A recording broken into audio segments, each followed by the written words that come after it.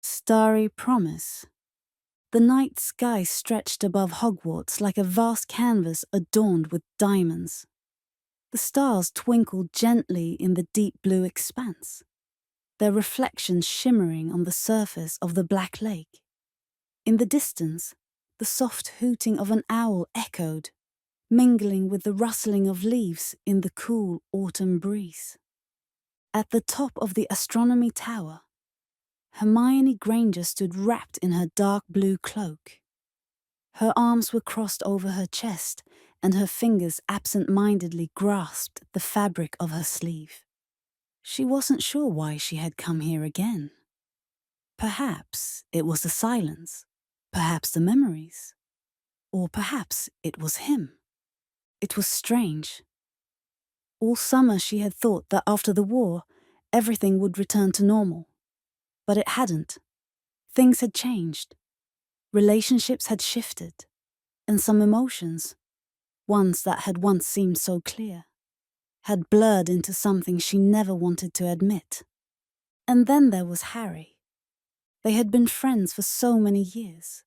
They had been through hell together. But now, in the calm after the storm, she realized how differently she saw him, how differently she felt when he laughed, how much she missed him when he wasn't around, how her heart pounded whenever he touched her, even the slightest brush of his fingers. And that was why she ran here, to the only place where she could be alone with her thoughts. The door to the tower creaked open softly, and Hermione's breath hitched. "I knew I'd find you here," came a quiet, familiar voice. "Harry." She didn't answer right away. Her heart was beating faster than she would have liked. "Am I that predictable?" she finally asked, turning to look at him.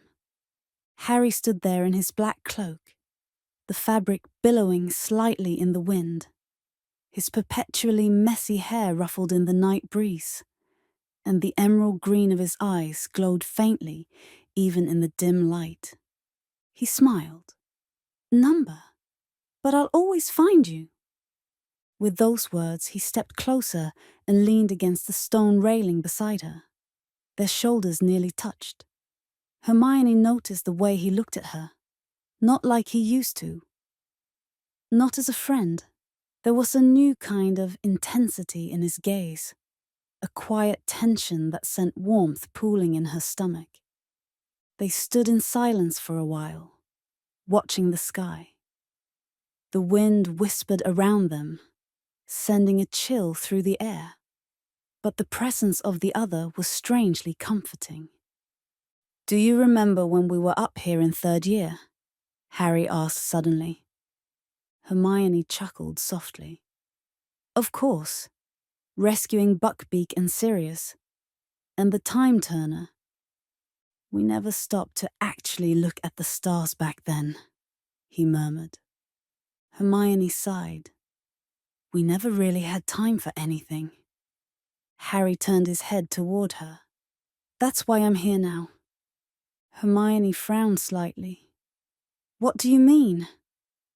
Harry straightened, moving to stand directly in front of her. His gaze locked onto hers with an intensity that made her breath catch. "I thought, after the war, everything would go back to normal," he said slowly. "But it didn't. Because normal doesn't exist for me anymore. Everything changed. I changed. And for the longest time, I didn't understand why." Hermione barely dared to breathe. Harry lifted a hand and gently tucked a loose strand of her hair behind her ear.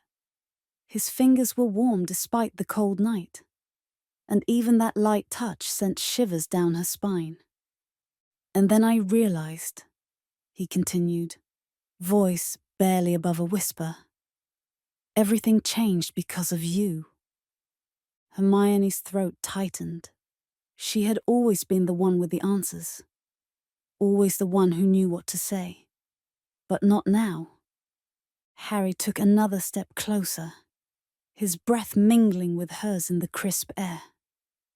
You're the reason I keep searching for something more, he murmured. Hermione couldn't look away from his eyes. They were so open, so vulnerable, filled with a quiet plea, a hope that she wouldn't turn away, that she wouldn't break what had been slowly building between them. But she didn't want to break it. Slowly, almost hesitantly, she lifted her hand and pressed her palm against his cheek. She could feel the warmth of his skin, the faint heartbeat beneath her fingers. Harry, just his name. And yet, it held everything. Harry leaned in, giving her time to pull away. But she didn't. Instead, she closed her eyes, and in the next heartbeat, their lips met. At first, it was soft, tentative, like the whisper of a breeze. But then, as her fingers tangled in his hair and his arms wrapped around her waist, the kiss deepened. It was magic, stronger than any spell. It felt like finally coming home. When they pulled away, both slightly breathless, a small smile played on Hermione's lips. "You're my reason too," she whispered. Harry looked at her as if she had just given him the greatest gift in the world. And then he kissed her again. Above them, the stars shone brighter than ever before. And in that moment, under the vast night sky, their starry promise was sealed, forbidden truth. The night at Hogwarts breathed with quiet mystery. The flames of the torches flickered along the stone corridors, casting long shadows on the floor. Harry Potter leaned against the cold stone wall of the 7th floor, his ears alert. His heart pounded faster than it should. He scanned the hallway to ensure it was empty. It was. Then footsteps. Hermione Granger appeared at the far end of the corridor, her silhouette outlined against the dim light. She moved quietly, quickly, but cautiously. As she reached him, Harry pulled her into the shadows behind a tapestry, hidden from prying eyes. "No one saw me," she whispered. "Good," Harry replied, but tension lingered in his voice. It had been months since they realized their bond was stronger than they had ever admitted. They had tried to suppress it, but it was impossible. Yet, their love was a secret that couldn't be revealed. "Ron," Hermione started, but Harry cut her off. "I know. Ron wouldn't understand. Neither would Ginny. If they found out, their friendships would shatter. That was why Harry and Hermione could only meet in the dead of night, in secret hallways where no one would see them. "How much longer can we do this?" Hermione asked, her voice barely audible. Harry took her hand and pulled her closer. He didn't have an answer. The only thing they had was the present moment. Days passed, and their secret deepened. In public, they were just friends, but in the shadows, they found ways to be together. Stolen kisses between the bookshelves in the library, secret touches under the table in the Great Hall, whispered words under the invisibility cloak. No one suspected, except for one person. Draco Malfoy. Harry had noticed Draco watching them lately. It wasn't like before. No sneers, no mocking grins, just silent observation. And one evening, as Harry returned from meeting Hermione, it happened. "Potter!" came a voice from the darkness of the corridor. Harry turned sharply and saw Draco leaning casually against the wall, arms crossed. His grey eyes glinted in the dim light. "What do you want, Malfoy?" Harry growled. Draco smirked. "I thought you were smarter than this." Harry narrowed his eyes. "What are you talking about?"